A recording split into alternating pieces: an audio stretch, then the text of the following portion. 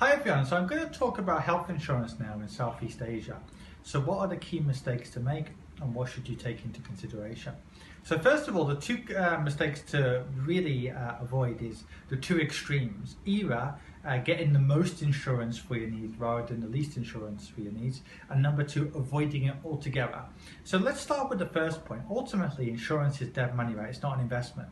So you want the most covered for the least amount of premium. You're not going to be rewarded, unlike an investment, for actually having a bigger premium. Yes, you're going to have more things covered, but I would say even for people on very good salaries, it makes a lot of sense to go on for relatively basic packages, but get the essentials, the expensive things covered as cheaply as possible. However, if we look at the other end of this extreme, and that's avoiding it, this doesn't make sense. I mean, if you're an expat in the UK, maybe even Japan, some developed countries, yes, you're automatically on some kind of system.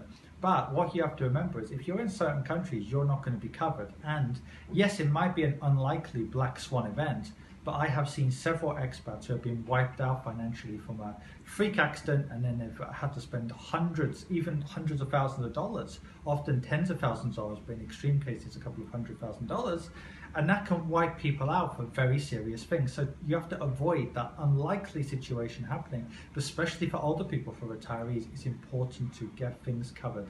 The expensive things, the heart attacks, the strokes, the things you can't predict. Never think, well, I can just fly back to my home country, right? If you get hit by a car, that can't happen. So just focus on getting the least insurance for your needs, but never delay it, especially if you've got pre-existing conditions, or indeed if you're just older and you're a retiree expat. Okay, everyone, let me know if you want any quotes or any information about insurance, and I'll be happy to answer your questions.